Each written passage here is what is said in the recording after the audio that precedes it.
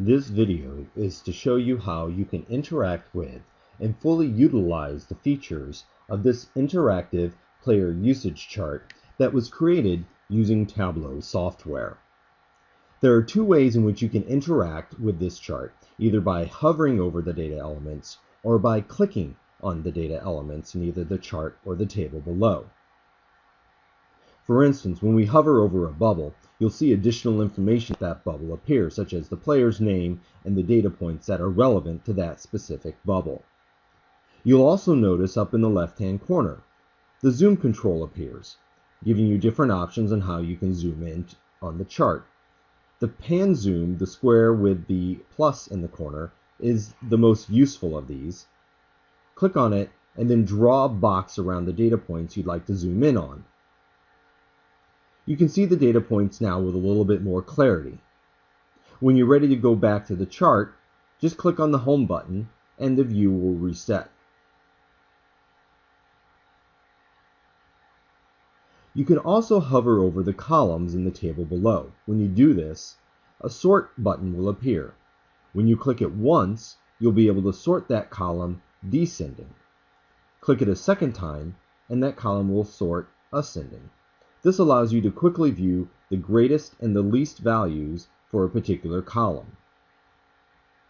The other way that you can interact with this visualization is by clicking on the data elements. For instance, if we click on a bubble in the chart, that bubble will be highlighted. The player's last name will appear, and you'll see in the table below that only that player will appear.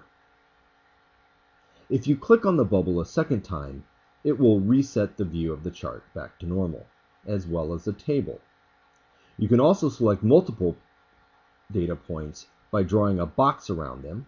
As you can see now, 5 data points are highlighted, last names appearing, and only those 5 specific players appear in the table below. Click in any blank spot on the chart in order to reset the view and reset the table. You can also highlight players in the chart above by clicking on their name in the table below. If you want to select multiple players, hold down the Control key and then select additional players. If you want to select whole groups of players, you can also hold down the Shift key.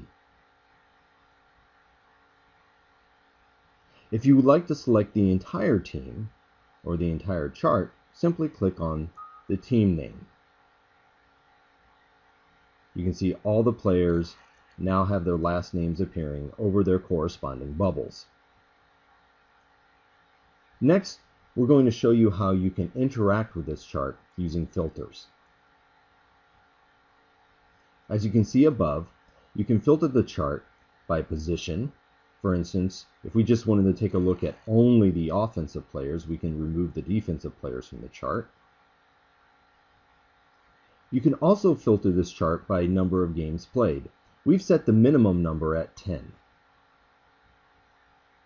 You can use the slider to adjust that. You can also choose how the bubbles are sized.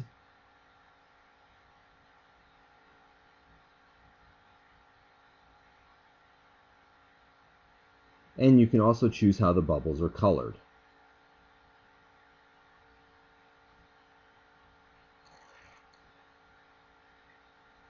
You can also share this visualization with your friends.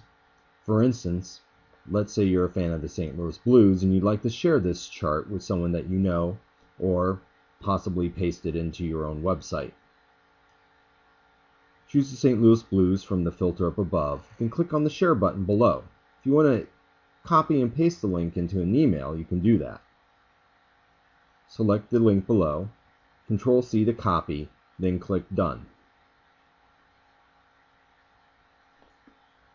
You can paste the link in the email, and when they click on it, this is what will appear. Any filters that you apply will also show up when they click on that link. You can also embed this visualization. Same thing. Any filters that you might have applied will also show up. Click on the Share button, then highlight the embed code in that field. Control-C to copy, then click Done. You can then paste it into your website.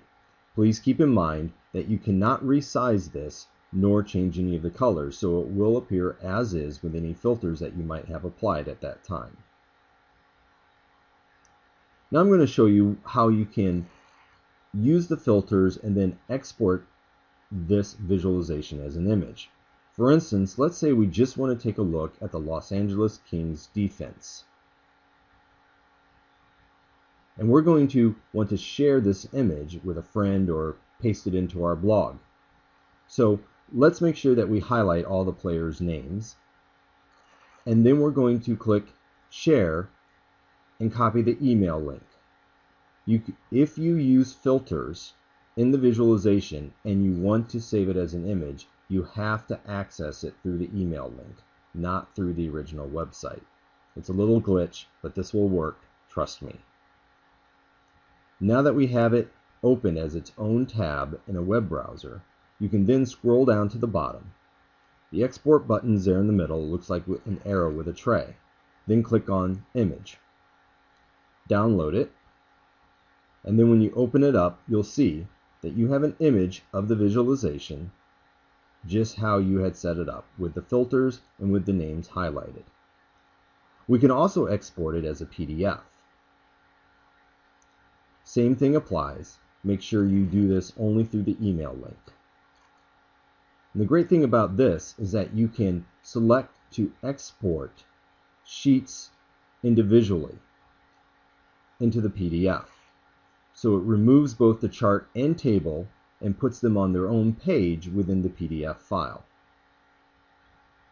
Even though the highlighting with the names does not necessarily appear in the PDF, it is nice because you do get to see the entire table. Unlike with the image where the table's cut off, in the PDF, you'd actually be able to see all the rows in the table. I hope this video has been helpful and gives you a better idea of how you can navigate through these visualizations in order to get to the information you want and be able to share it in a way that's useful for you. If you have any questions about the interactivity of this player usage chart or the software used to create it, you can contact me. My information is up above at the top of the web page. Thank you.